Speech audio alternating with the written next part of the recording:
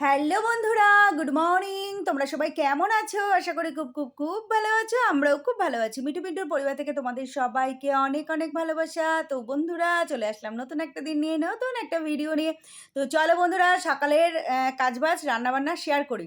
তো দেখো এই যে সকাল সকাল করে নিয়েছি হচ্ছে মাছের ঝাল, বাটা মাছের ঝাল। এখানে ভাত করে নিয়েছি আর ফ্রিজ থেকে দেখো তরকারি বের করেছি। পুঁই শাক, কুমড়ো, আলু, পটল টটল দিয়ে একটা তরকারি ছিল, ওটা বের করে গরম করে পিন্টুদাকে ভাতও দিয়ে দিয়েছি। আর এখানে বসিয়ে দিয়েছি দেখো চালতা দিয়ে টক ডাল, মুসুর ডাল করছি চালতা দিয়ে।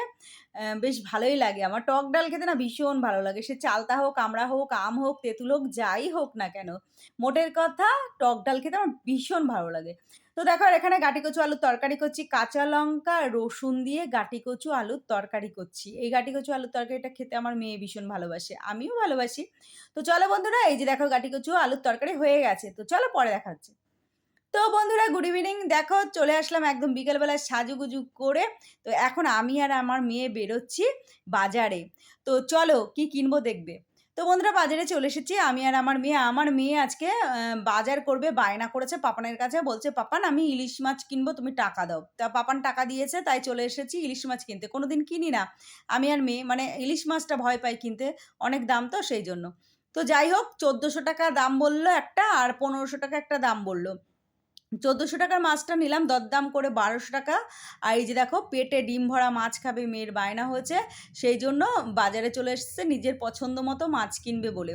১৫০০ টাকার মাছটা নিলাম না, ১৪০০ টাকার মাছটাই দরদাম করে ১২০০ টাকা দিয়ে নিলাম। নিয়ে এই যে এক পিস ওয়েট করলাম, বিশাল মানে পেটে ঠাসা ডিম। কিন্তু ডিমওয়ালা মাছগুলো না ভালো হয় না, এমনি এমনি ইলিশ মাছটা যতটা টেস্ট, ডিমওয়ালা মাছটা কিন্তু অতটা টেস্ট না। কিন্তু ওই যে মেয়ের বায়না ডিমওয়ালা মাছ খাবে, তো সেই জন্য দেখো এই যে নিয়ে নিয়েছি একদম পেটে ঠাসা ডিম। তো এই মাছটা হচ্ছে পুরো ১ কিলো। ১ কিলো না ১০০, না ৫০ বেশি, না ১০০ বেশি, না ২০০ বেশি, কিচ্ছু না, পুরো টাইটাই হলো ১ কিলো।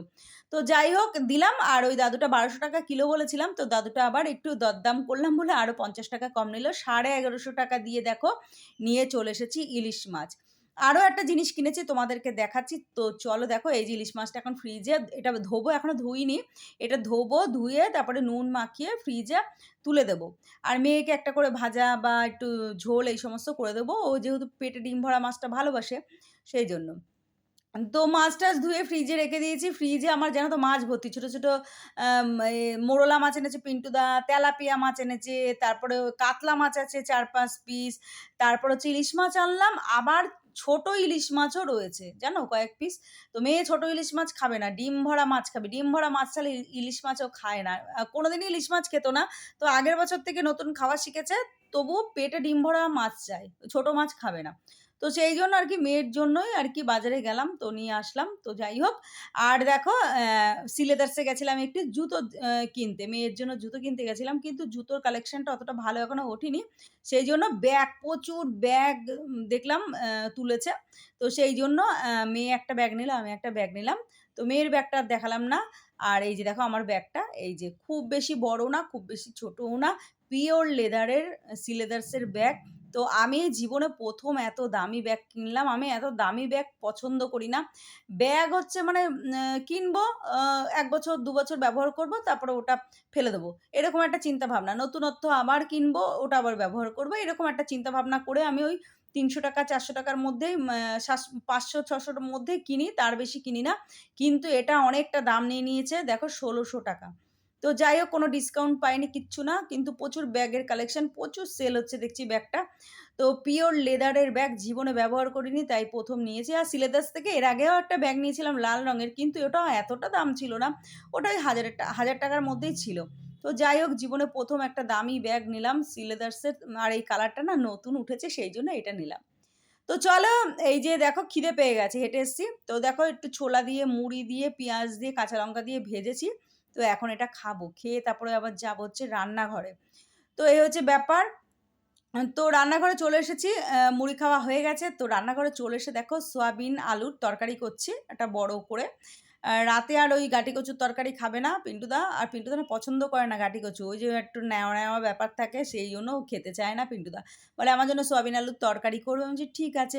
আর যে মাছটা নিয়ে আসলাম না, সেই মাছটা একটু টেস্ট করব আমি। আমি সয়াবিন আলুর তরকারি অতটা ভালোবাসি না। সেই জন্য আমার জন্য করব হচ্ছে একটু বেগুন দিয়ে ইলিশ মাছ। তো ইলিশ মাছের ওই মানে লেজার আগে যে মাছগুলো হয় না একটু কাটা, সেই মাছগুলো আরকি মানে সেই মাছ দুটো নেবো। নিয়ে তারপরে আমি একটু পাতলা বেগুন দিয়ে ঝোল করে খাবো। মেয়ের বায়না হচ্ছে সোয়াবিন দিয়ে ভাজা ভাত দিয়ে খাবে। এখন ওকে আবার ডিম দিয়ে আমাকে ভাজা ভাত করে দিতে হবে। তো মেয়ের আর বায়নার শেষ নেই। ওকে বললাম, "মুড়ি খাবি?"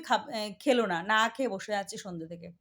তো যাই হোক বন্ধুরা, দেখো যে সোয়াবিন আলুর তরকারি হয়ে গেছে, নিরামিষ করলাম। এই যে ঘি গরম মসলা দিয়ে দিয়েছি।